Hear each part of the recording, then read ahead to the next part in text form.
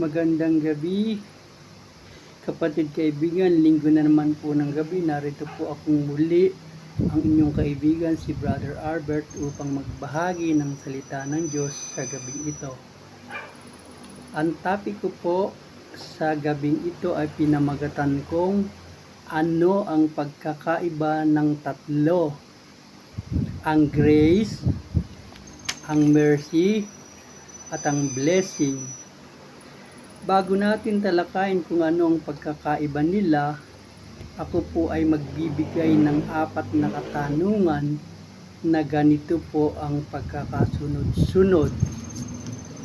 Ano ba ang ibig sabihin ng grace?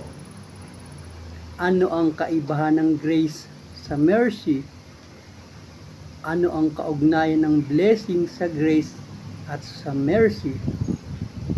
Sino ba ang pwedeng makatanggap ng grace at mercy?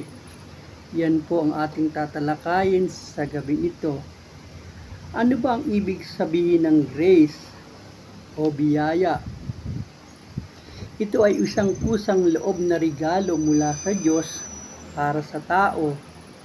Ibinigay ng libre at ganap at hindi inaasahan, at hindi karapat-dapat makuha ng anyo ng kabanalan, pabor at pag-ibig, awa at isang bahagi ng kabanalan ng Diyos. In short, we cannot deserve to receive it from God, but in His grace, it was happen.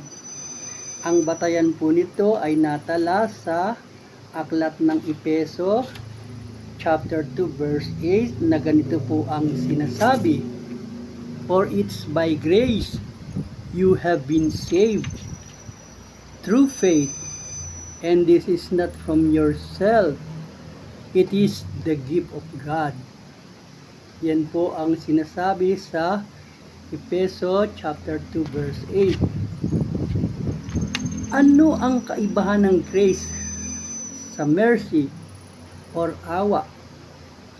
Ito ay tumutukoy ng pagpapatawad sa atin ng Diyos mula sa masasamang gawa natin at nararapat para sa atin ang kaparusahan sa ating mga kasalanan. Pero ang Diyos ay naawa sa atin, kaya siya na rin ang gumawa ng paraan para sa kabutihan, para sa ating kabutihan. In short, deserve natin na tumanggap ng parusa, pero siya ay naawa sa atin, kinuha niya ang parusang para sa atin. Ito po ang patunay na ang Diyos na rin ang gumawa ng paraan, at ito po ay natala sa aklat ng Roma chapter 5 verse 8 na ganito ang sinasabi, Datapat ipinagtagubilin ng Diyos ang kanyang pag-ibig sa atin nang tayo'y mga makasalanan pa. Si Kristo'y namatay dahil sa atin. At narito pa po ang isang batayan na natala naman sa aklat ng unang Pedro chapter 3 verse 18 na ganito ang sinasabi, sapagkat si Kristo na walang kasalanan ay namatay ng minsan para sa iyo na makasalanan upang iharap kayo sa Diyos. Ano ang kaugnayan ng blessing sa grace at mercy? Ito po yung pangatlong katanungan, na ano ang kaugnayan ng blessing sa grace at mercy. Ang kaugnayan nito ay ang pagpapala na kapag parehong ibinigay ng Diyos ang dalawa.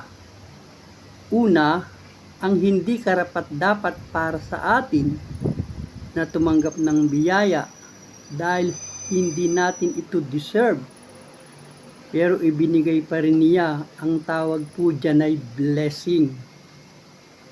Pangalawa, karapat-dapat para sa atin na tumanggap ng parusa dahil sa mga kasalanang nagawa natin, at ito ay deserve para sa atin, pero naawa siya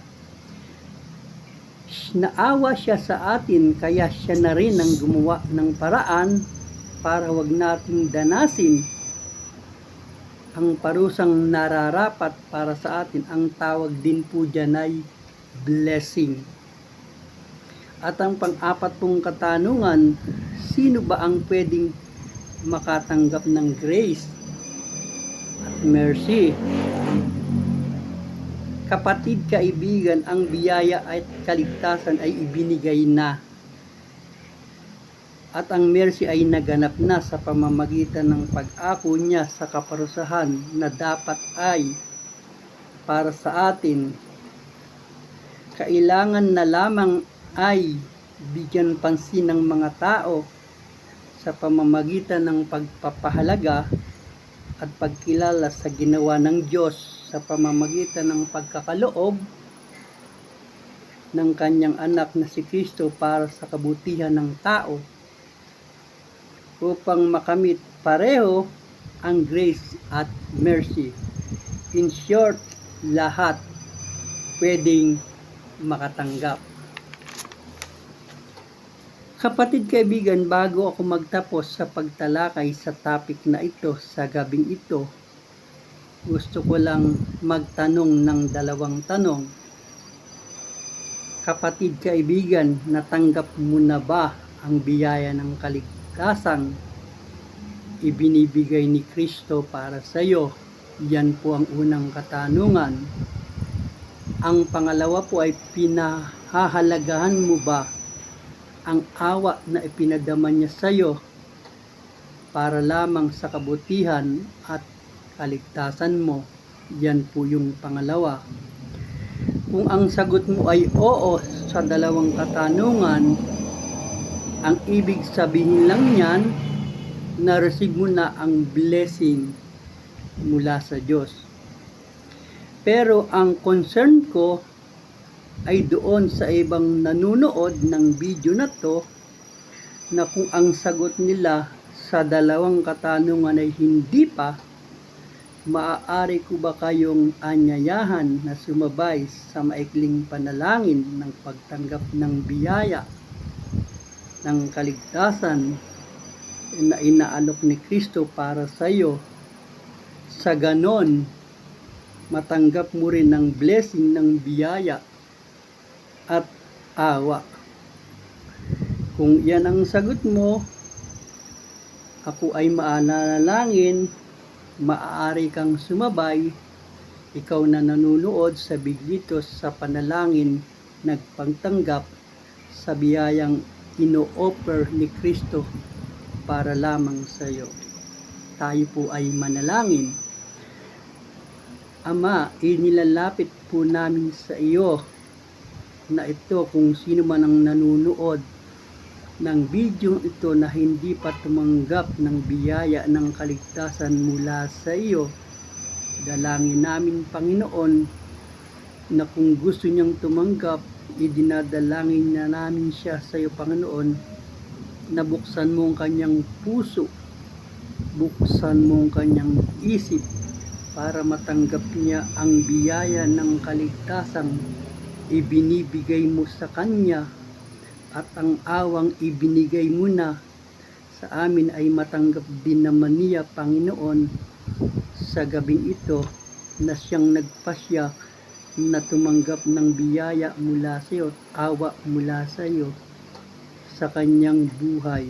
Pangunahan mo siya, Panginoon, tulungan mo siya sa kanyang pagpapasyang ito ng pagtanggap sa iyo bilang kanyang Panginoon at sariling tagapagligtas ng kanyang buhay mula sa araw na ito, kung siya ay tumanggap sa iyo.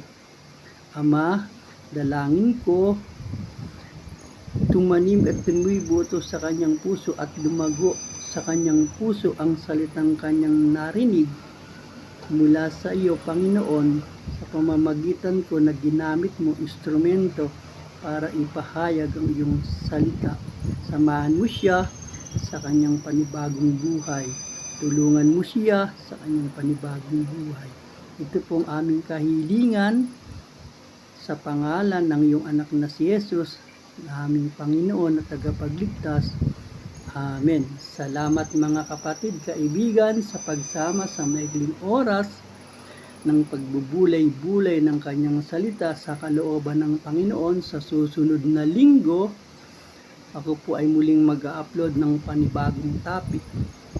Pagpalain at ingatan tayo ng Panginoon sa gabing ito sa ating pansamantalang pamamahinga at pagtulog upang bigyang daan kapahingahan ang mga pagod na lupang katawan. Hanggang sa muli.